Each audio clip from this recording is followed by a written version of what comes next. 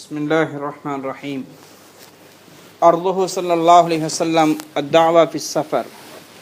دعوته صلى الله عليه وسلم في سفر الهجرة. أخرج أحمد عن ابن سعد رضي الله عنهما وسعد الذي دل رسول الله صلى الله عليه وسلم على طريق ركوبة.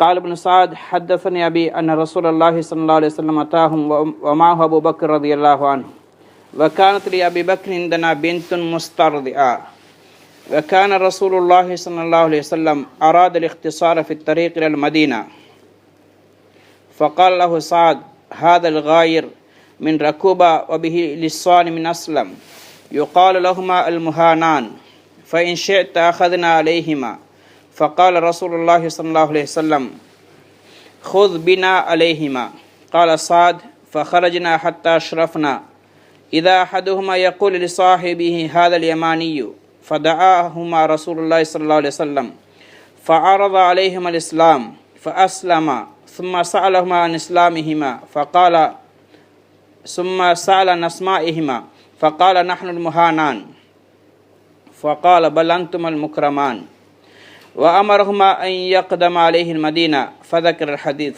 قال الحيثمي رواه عبد الله بن أحمد وابن سعد وأخرج الحاكم أبو عبد الله النيسابوري عن ابن عمر رضي الله عنهما قال كنا مع رسول الله صلى الله عليه وسلم في سفر فأقبل أعرابي فلما دنا منه قال له رسول الله صلى الله عليه وسلم أين تريد؟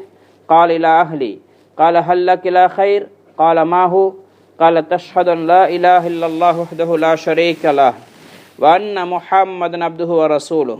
قال هل من شاهد على ما تقول؟ قال هذه الشجرة.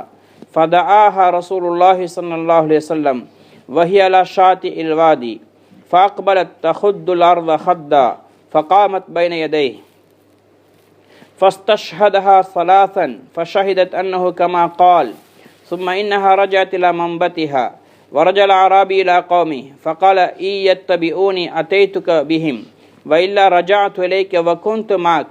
وهذا إسناد جيد ولم يخرجوه ولا رواه الإمام أحمد كذا في البداية. நபி ஸல்லல்லாஹு அலைஹி வஸல்லம் அவர்கள் தாவத்துடைய உழைப்பை ஈமானுடைய உழைப்பை எல்லா காலத்திலும் செய்தார்கள். சந்தர்ப்பம் நிலைமை எதுவாக இருந்தாலும் சரி, சாதகமோ பாதகமோ, வசதியான காலமோ டைட்டான நெருக்கடியான காலமோ, ஊர்லேயோ வெளியூர்லேயோ, பிரயாணத்தில் இருந்தாலும் சரி, யுத்தத்தில் கூட எந்த சந்தர்ப்பத்தில் நபி ஸல்லல்லாஹு அலைஹி வஸல்லம் தான் இந்த நோக்கத்துக்கு அனுப்பப்பட்டார்களோ அதை அவங்க விடல. அப்போ நபி ஸல்லல்லாஹு அலைஹி வஸல்லம் அவங்க அனுப்பப்பட்ட நோக்கம் அது இலல்லாஹி அலா பஸீரத்தின் அனா வ மன் இத்தபஅனி, அல்லாஹ் பக்கம் மக்களை தெளிவான ஆதாரத்தை அழைக்கிறதுக்கான அனுப்பப்பட்டிருக்கிறேன்னு சொன்னாங்க. அல்லாஹ் சொல்ல சொன்னான் குர்ஆனுடைய ஆயத் வ மன் இத்தபஅனி, என்னுடைய உம்மத்தினுடைய பொறுப்பும் அதுதான். அப்போ நபி ஸல்லல்லாஹு அலைஹி வஸல்லம் அவங்க அந்த வேலை எவ்வாறு செய்தார்கள் என்று விரிவாக ஹயாத்து சஹாபால பல கிதாபுகள் எழுதப்பட்டிருக்கின்றது. எந்த ஒரு சந்தர்ப்பத்தில் நபி ஸல்லல்லாஹு அலைஹி வஸல்லம் தாவத்தை விடல.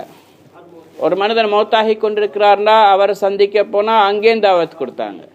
அந்த யஹூதி பொடியன் சிறிய பையனுண்டு ரசூலாக்கு ஹித்மத் செஞ்சு கொண்டிருந்த மௌத்தாகி கொண்டிருந்தார், அதை மரண வேலையில் இருந்தார், அவர்கிட்ட போய் தாவத் கொடுத்தாங்க. இதை மாதிரி எல்லா சந்தர்ப்பத்திலையும். அப்போ இப்போ வாசிக்கப்பட்ட சம்பவம் இருக்கிறதே, நபி ஸல்லல்லாஹு அலைஹி வஸல்லம் அவங்க உயிரை பாதுகாக்கிறதுக்காக வேண்டி மக்கால துன்புறுத்தல்களுக்கு அவதிப்பட்டு கொண்டிருந்தாங்க. அவங்க அல்லாஹ்வுடைய கட்டளை பிரகாரம் மக்கா விட்டு வெளியாகிறாங்க. அப்போ உயிரை பாதுகாக்கிறதுக்கான தீனை பாதுகாக்கிற நாட்டு விட்டு போகிற சந்தர்ப்பம், அதில் கூட தாவத்துடைய உழைப்பை செஞ்சாங்க. தாவத்துடைய உழைப்பை விடல. அப்போ இமாம் அஹ்மத் ரஹ்மத்துல்லாஹி அலைஹி, இப்னு சாத் ரஹ்மத்துல்லாஹி அலைஹி தொட்டும் ரிவாயத் செய்கின்றார்கள் ரலியல்லாஹு அன்ஹு தொட்டும். அவங்களோட தந்தை சாத் இருக்கிறாரே, அவரே ஹிஜ்ரத்துடைய பயணத்தில் நபி ஸல்லல்லாஹு அலைஹி வஸல்லம் அவர்களுக்கு ரகூபாவுடைய வழியால் அரஜ் என்ற ஊரிலிருந்து மதீனா வரைக்கும் வழிகாட்டினாங்க. ஆரம்பத்தில் அப்துல்லா பின் உரைகித் மக்காலிருந்து ஒரு நீண்ட தூரம் வரைக்கும் வழிகாட்டினார். மதீனாக்கு நெருங்கிற இடத்துல அவர் போயிட்டார். அதுக்கு பிறகு அப்துல்லா பின் சாத், இந்த சாத் ரலியல்லாஹு தஆலா அன்ஹு வழிகாட்டினாங்க.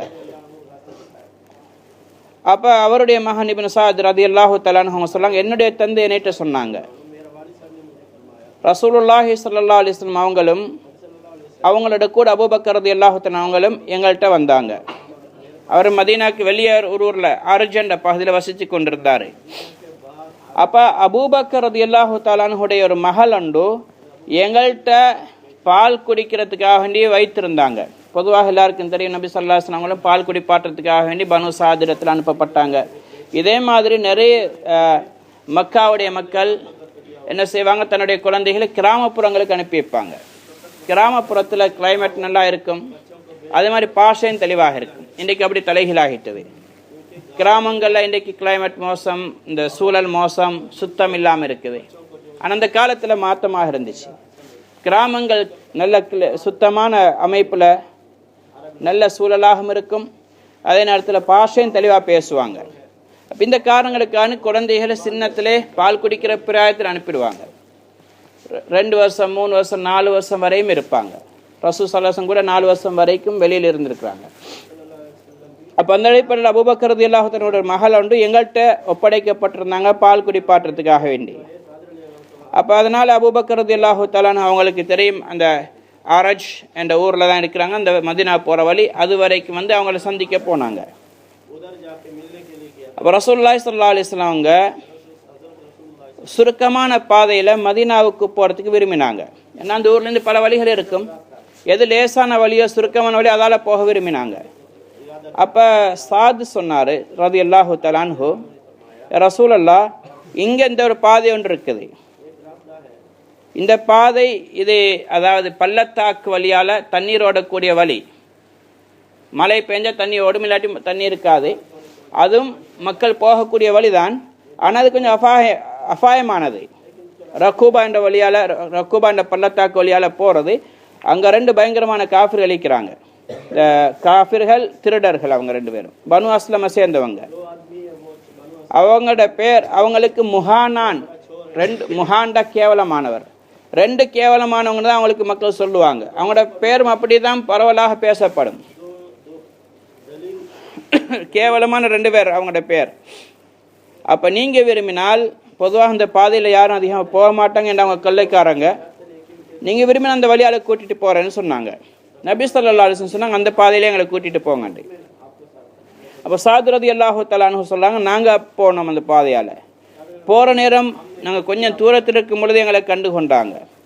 அப்போ ஒருத்தர் மற்றவரை பார்த்து சொன்னார், இது இவர் யமானி வாரார். யமானின்னு சொன்னால் யமன், இந்த அதாவது அரபு பகுதியை சேர்ந்தவர். மக்கா மதீனா மற்ற பகுதியெல்லாம் யமானோட சேர்ந்தது. அந்த பகுதியை சேர்ந்தவர் வாரான்னு சொன்னாங்க. அப்போ ரசூல் ஸல்லல்லாஹு அலைஹி வஸல்லம் அவங்க கிட்ட போனோன்னே தாவத் கொடுத்தாங்க, இஸ்லாத்தை முன் வச்சாங்க. பெரும் கல்லர்கள், பயங்கரமானவங்க. ரசூல் ஸல்லல்லாஹு அலைஹி வஸல்லம் பயப்படலை, தாவத்தை முன் வச்சாங்க. ஏண்டா ரசூல் ஸல்லல்லாஹு அலைஹி வஸல்லம் தெரியும், எவனா இருந்தாலும் திருந்திரண்ட வழி தாவத் தான், வேற வழி இல்லை. தாவத்தை கொண்டு தான் யாரையும் மனுஷனாக மாற்றியலும். எவ்வளோ பெரிய கேவலமானவங்களாக இருந்தாலும் சரி, எவ்வளோ மோசமாக இருந்தாலும் சரி, வேற வழி இல்லை. அப்போ அதனால நபி ஸல்லல்லாஹு அலைஹி வஸல்லம் இஸ்லாத்தை முன் வச்சாங்க, தாவத் கொடுத்தாங்க, அல்லாஹ் பக்கம் அழைத்தாங்க. அவங்க 2 பேரும் அல்ஹம்துலில்லாஹ் அல்லாஹ்வுடைய கிருபையால் இஸ்லாத்தை ஏற்றுக்கொண்டாங்க. இப்போ நபி ஸல்லல்லாஹு அலைஹி வஸல்லம் பேர் என்னன்னு கேட்டாங்க. சொன்னாங்க, முஹானான், நாங்கள் 2 பேரும் கேவலமானவங்கண்டு. ரசூலுல்லாஹி சொன்னாங்க, பல் அன்தும் முக்ரமான், நீங்கள் 2 பேரும் கேவலமானவங்க, நீங்கள் 2 பேரும் கண்ணியமானுங்க. ஏன்னா மனிதனுடைய கண்ணியம் இருக்க தீனை கொண்டு தான். தீன் இல்லாட்டி கேவலம் தான், அது யாராக இருந்தாலும் சரி. எவ்வளோ பணக்காரரோ, எவ்வளோ பேர் அரசியல்வாதியோ, யாராக இருந்தாலும் கேவலம் தான். கண்ணியம் தீனி மூலமாக. எப்போ அவங்க இஸ்லாத்தை ஏற்றுக்கொண்டாங்களோ நபி ஸல்லல்லாஹு அலைஹி வஸல்லம், நீங்கள் 2 பேரும் கண்ணியமான்கள், ஏன் தீனை கபூல் செஞ்சுருக்கிறீங்க, தீனை ஏற்றுக்கொண்டிருக்கிறீங்க. அதுக்கு பிறகு நபி ஸல்லல்லாஹு அலைஹி வஸல்லம் சொன்னாங்க, நீங்கள் 2 பேரும் மதீனாவுக்கு வாங்கன்னு சொன்னாங்க. சொல்லிட்டு போயிட்டாங்க. இந்த ரிவாயத் இதோட முடியுது. என்ற நீண்ட ரிவாயத் இங்கே தாவத் பிரயாணத்திலே நபி ஸல்லல்லாஹு அலைஹி வஸல்லம் தாவத் கொடுத்தாங்க என்பதற்கு தேவையான அளவு ரிவாயத் செஞ்சுருக்கிறாங்க. இதே மாதிரி நபி ஸல்லல்லாஹு அலைஹி வஸல்லம் பிரயாணத்தில் ஒரு கிராமவாசிக்கும் தாவத் கொடுத்தாங்க. அபு அப்துல்லா ஹாக்கிம் ரஹ்மத்துல்லாஹி அலைஹி அவங்க இப்னு உமர் ரலியல்லாஹு தஆலா அன்ஹு ரிவாயத் செய்கிறாங்க. சொன்னாங்க, நாங்கள் ரசூலுல்லாவோட ஒரு பிரயாணத்தில் இருந்தோம். அப்புறம் கிராமவாசி வந்தார். அவள் பக்கத்தில் வந்த நேரம் நபி ஸல்லல்லாஹு அலைஹி வஸல்லம் கேட்டாங்க, நீங்கள் எங்கே போகிறீங்க? அவர் சொன்னார், என்னுடைய வீட்டுக்கு, என்னுடைய குடும்பத்திட்ட போகிறேன், வீட்டுக்கு போய் கொண்டிருக்கிறேன். அப்போ அவங்க ரசூலா கேட்டாங்க, ஹல்லகிலா ஹைர், உங்களுக்கு நலவின் பக்கம் ஒரு விருப்பம் ஒன்று இருக்கிறான்னு கேட்காங்க. நலவின் பக்கம் ஒரு விருப்பம் ஒன்று இருக்க, ஆசை ஒன்று இருக்கான்னு கேட்டாங்க. இது ரசூலா ஹிக்மத்தான முறை கேட்டாங்க. தாவத்துடைய முறைகள் ஒன்று தான் அது. வார்த்தைகள் அழகாக்கி மக்களை கவர்ற விதத்தில் முன்வைக்கணும். அப்போ அதை ஏற்றுக்கொள்ளத்துக்கு லேசாக இருக்கும். அப்போ ரசூலா கேட்ட நலவும் பக்கம் உங்களுக்கு ஆசை இருக்கான்னு கேட்டாங்க. அவர்கிட்ட மாஹுவா அது என்ன நலவுன்னு கேட்டார். ரசூலா சொன்னாங்க, தஷ்ஹது லா இலாஹ இல்லல்லாஹ் வஹ்தஹு லா ஷரீக லஹ், நீங்கள் சாட்சி சொல்லணும் அல்லாஹ்வை தவிர வணக்கத்துக்குரிய நியாயம் யாரும் இல்லை, முஹம்மது ஸல்லல்லாஹு அலைஹி வஸல்லம் தூதர், அல்லாஹ்வுடைய அடியான். அவர் சொன்னார், இதுக்கு ஏதாவது சாட்சி இருக்குதா, ஆதாரம் என்னன்னு கேட்டாங்க. சாட்சி சொல்லக்கூடியவங்க யாராவது இருக்கிறாங்களான்னு கேட்டாங்க. ரசூலா சொன்னாங்க, இந்த மரம் இருக்குன்னு சொன்னாங்க. அப்போ அந்த பள்ளத்தாக்கில் ஒரு மரம் ஒன்று இருந்துச்சு, கொஞ்சம் தூரத்தில் இருந்தது. நபி ஸல்லல்லாஹு அலைஹி வஸல்லம் கூப்பிட்டாங்க. அந்த மரம் தன்னுடைய வேர்களை கலட்டி கொண்டு வேருக்கு மேலே நடந்து வந்துச்சு, பூமிக்கு மேலே வேர் அப்படியே நடந்து வருது. வந்து ரசூலுல்லாஹ்க்கு முன்னாடி நின்றது. நபி ஸல்லல்லாஹு அலைஹி வஸல்லம் 3 தடவை ஷஹாதாவுடைய கலிமாவை முன் வச்சாங்க. நீங்கள் சாட்சி சொல்கிறாயா, அஷ்ஹது லா இலாஹ தஷ்ஹது லா இலாஹ இல்லல்லாஹ் வஹ்தஹு லா ஷரீக லஹு வ அன்ன முஹம்மதன் அப்துஹு வ ரசூலுஹு, அல்லாஹ்வை தவிர வணக்கத்துக்குரிய நியாயம் யாரும் இல்லை, முஹம்மது அல்லாஹ்வுடைய தூதர், அல்லாஹ்வுடைய அடியான் என்று சாட்சி சொல்கிறாயான்னு கேட்டாங்க. அந்த மரம் சாட்சி சொல்லிச்சது, மரம் பேசிச்சது 3 தடவை.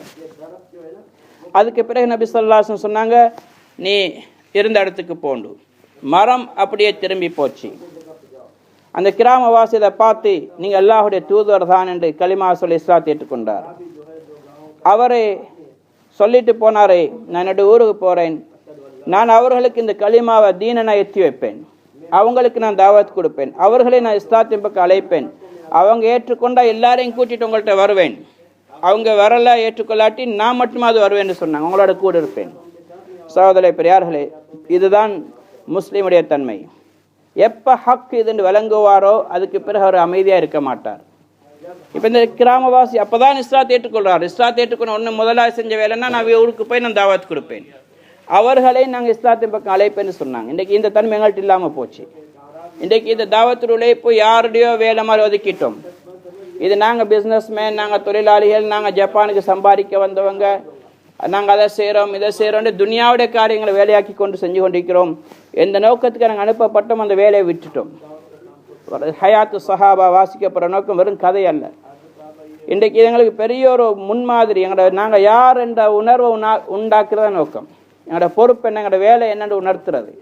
சஹாபாக்கள் நபி ஸல்லல்லாஹு அலைஹி வஸல்லம் அழகான முறையில் செஞ்சு காட்டிக்கிறோம். இன்றைக்கு இந்த வேலையை நாங்கள் ஒதுக்கிட்டு, இது யாரோ செய்ய வேண்டிய வேலை, எங்களுக்கு தேவையில்லாத வேலையாக ஒதுங்கினோம்.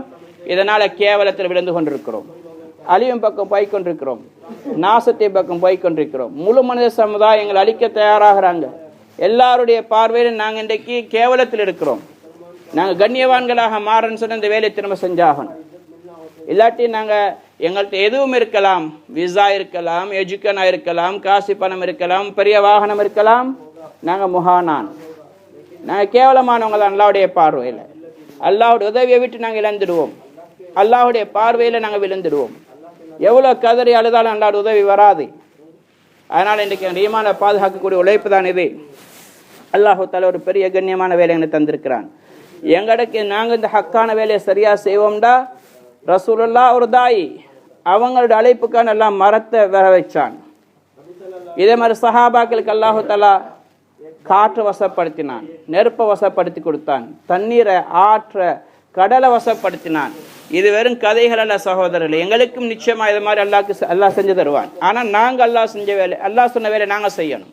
சஹாபாவும் நபி ஸல்லல்லாஹு அலைஹி வஸல்லம் செஞ்ச வேலை நாங்கள் செய்யணும்.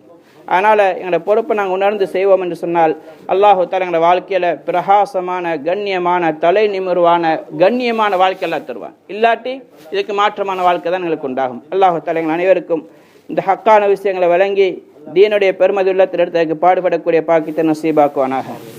اللهم إنا نسألك الهدى والتقى والعفاف والغنى اللهم إنا نسألك الصحة والعفة والأمانة وحسن الخلق والرضا بالقدر وصلى الله تعالى وسلم على نبي الأمي وعلى آله وصحبه وسلم.